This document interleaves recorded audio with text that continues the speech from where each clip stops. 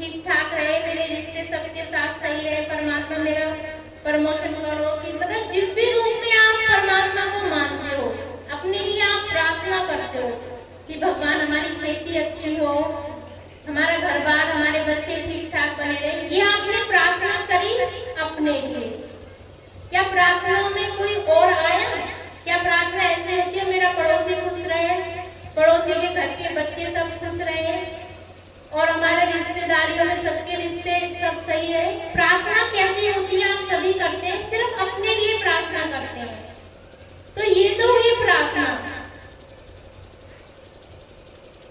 बहुएं करती है, सासें करती है, सब रिश्तों में सभी प्रार्थनाएं करती हैं कि सब ठीक है।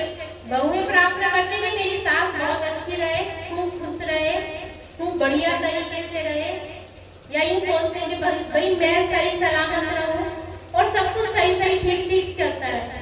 प्रार्थना सिर्फ अपने लिए होती है, जहां में अपना हित हो, अपने लिए अच्छाई हो। परंतु दुआ क्या होती है? दुआ और प्रार्थना में यही अर्थ है।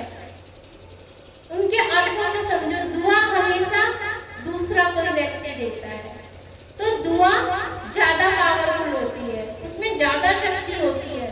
दुआ हमेशा दूसरों के लिए निकलती है। कभी आपने दुआ दी है अपने लिए?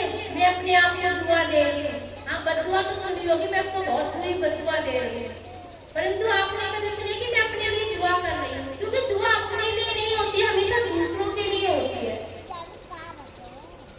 हमेशा दूसरों के लिए दुआ की जाती है। तो एक छोटी सी कहानी है जो मुझे किसी ने सुनाई थी और मैं आपको सुना रही हूँ। एक होटल का मालिक है और उसका होटल ठीक ठाक चल रहा है, थोड़ी बहुत भीड़ आ जाती है, जो कस्टमर ज्यादा आ जाता है, चल रही है। परंतु अचानक से भीड़ ज्यादा आती है और उसमें एक भिखारी भी चला आता है और चुपचाप उसने भीड़ के अंदर खाना खा करके चला जाता है। ऐसे ही सिलसिला चल रहा था। जैसे ही थोड़ी भीड़ आती वैसे ही वो भिखारी आता और चुपचाप खाना खा करके चला जाता। अच्छे कपड़े पहन के आता था, किसी को पता भी नहीं चलता था। परंतु होटल का जो मैनेजर था इस बात को बहुत नोट कर रहा था कि ये व्यक्ति आता है और चुपचाप खाना खा के बिल भी नहीं दे के जाता है, जैसी भीड़ आती है वैसे ही खा करके चला जाता है। उसने ये बात मालिक को बताई। उसने कही कि ये व्यक्ति है, मैं इसको कई दिनों से, फिर 1 महीना 2 महीना हो गया, जैसी भीड़ आती है वैसे ही चुपचाप आता है और बिना पैसे लिए चला जाता है। मालिक हंसा और बोला, मैंने भी नोटिस करी है कि जब से ये आ रहा है, जब से भीड़ इकट्ठी होती है और जैसे ये चला जाता है, भीड़ भी इसके साथ चली जाती है। मैंने एक दिन इसका पीछा भी करा। मालिक मैनेजर से कह रहा है कि मैंने इसका पीछा भी करा।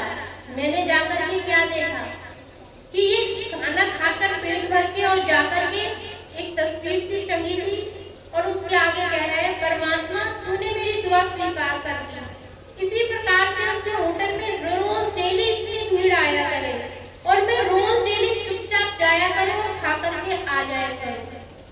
तब उस मालिक ने मैनेजर से कहा, मेरी प्रार्थना में इतनी ताकत नहीं थी, क्योंकि मेरा होटल जब से खुला है मैं प्रार्थना ही कर रहा हूँ कि मेरा होटल अच्छा चले, अच्छा चले। मगर जब से इसने आना शुरू कराया और इसने परमात्मा से दुआ मांगी है कि भीड़ ज्यादा आए, तब से मेरे होटल में दिन दूनी रात भीड़ आती है। कोई भी दिन ऐसा नहीं जाता है कि भीड़ ना आए। तो हम सब क्या सोचते हैं कि वो भीड़ हमारे से करने से आ रही है, हमारी प्रार्थना से हो रही है। हमारे खेत में अन्न ज्यादा हो रहा है तो वो हमारी मेहनत से हो रहा है। बेटा सोचता है मैं इतना कमा रहा हूँ तो ये मेरी मेहनत है, ये नहीं पता उस मेहनत के पीछे कितनों की दुआ होगी। जब बेटा दुखी होता है तो सबसे ज्यादा किसको दुख होता है? पत्नी को क्या चाहिए? पत्नी मैं भी हूँ, आप भी सब पत्नी हो, माँ हो, मगर क्या पत्नी को यदि चीजों की पूर्ति ना होगी वो झिंझलाएगी, झिंझलाएगी, घर में ये चीज नहीं है, वो चीज नहीं है। मगर माँ क्या करेगी? अगर घर में 1 कटोरी सब्जी है तो वो क्या सोचेगी, ये बेटा खाएगा, थोड़ा सा पति खा लेगा, मैं शायद रोटी और मिर्च से भी खा सकती हूँ, यदि मिर्च भी नहीं होगी तो मैं पानी से घूंट भर भर के भी खा सकती हूँ, यदि 4 रोटी होगी तो बेटा खा लेगा, बेटा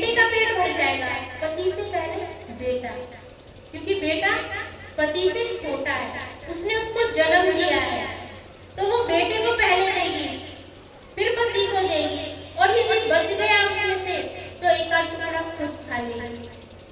तो इस खाने में क्या है, उस माँ की दुआ है। तो कभी हम ये ना सोचे कि हमारे करके उन्नति हो रही है, उधर देखो उस माँ की दुआ हमेशा चल रही है। पत्नी का, मैं आपके लिए नहीं, मैं स्वयं पत्नी हूँ तो मैं भी कह रही हूँ, हर जगह पत्नी का स्वार्थ होगा कि पति अच्छा कमाएगा तो मेरे लिए सब चीज होगी। मगर यदि मैं भी माँ हूँ तो मैं क्या सोचूंगी, बस मेरा बेटा सही है। माँ की दुआ सिर्फ यही रहेगी, कोई भी माँ हो और कोई भी पत्नी हो। तो पत्नी और माँ के रिश्ते में सबसे बड़ा यही है कि माँ सिर्फ अपने बच्चों के लिए दुआ कर सकती है और उस दुआ को हम लेना नहीं चाहते हैं। ठीक है, माँ के अंदर बहुत कमी है, मगर उस कमी को सबको भूल दे दो कि उसने तुम्हें जन्म दिया है, उसी के कारण तुम बड़े हुए हो, उसी के कारण से तुम्हारा आज अस्तित्व है। तुम जहाँ पर खड़े हो, कह रहे हो कि आज तुम इस पद पर हो। आज तुम्हारे पास 10 लाख, 12 लाख, 20 लाख तुम्हारे अकाउंट में है और माँ बाप भूखे सो रहे हैं।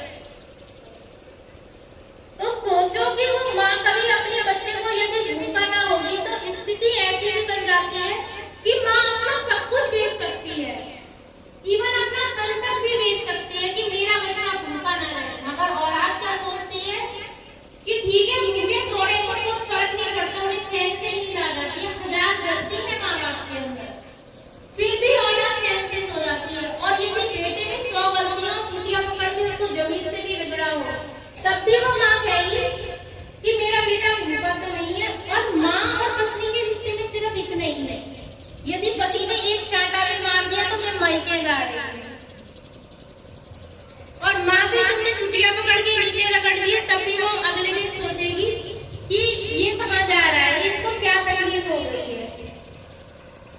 तो पत्नी के प्रेम में और माँ के प्रेम में सिर्फ इतना ही अंतर है, क्योंकि आपकी जगह मैं भी हूँ, माँ भी हूँ, पत्नी भी हूँ, बहू भी हूँ, सब रिश्ते हैं, सबके पास सब रिश्ते हैं और आगे जाकर और भी रिश्ते आएंगे,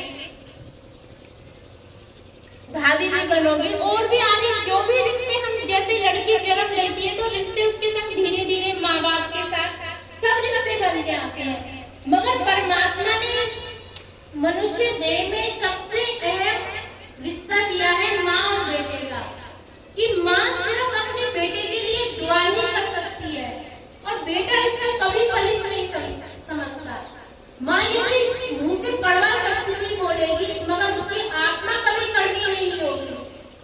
तो हम परमात्मा से दुआ मांगे कि घंटों घंटों उसके पास बैठ करके उसकी घंटी बजाएं, या अपने माँ सास ससुर की थोड़ी सी सेवा करके हम उन दुआओं को ले लें, क्योंकि उस दुआओं से ही हमारा जीवन चल रहा है। तो वो होटल के मैनेजर और मालिक की बात जब मैनेजर ने सुनी तो वो समझ गया कि दुआओं में ज्यादा ताकत है। तो आप भी सोचो कि तुम्हारे लिए जो भी दुआ करेगा उसमें ज्यादा, तो कितनी भी प्रार्थना करते रहो मेरे लिए ये हो, मेरे लिए वो मेरे लिए होगा, मगर दुआ हमेशा दूसरा करेगा और दूसरे के लिए होगी।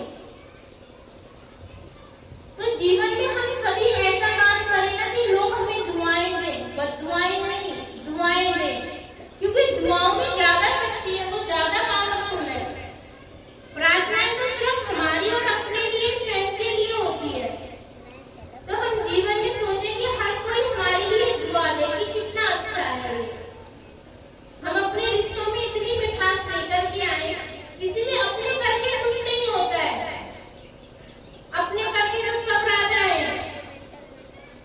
मैं भी अच्छी हूँ, आप भी अच्छे हो। जब हमारे लिए कोई दूसरा अच्छा कहता है तब हम अच्छे बनते हैं, अपने लिए तो सब अच्छे हैं।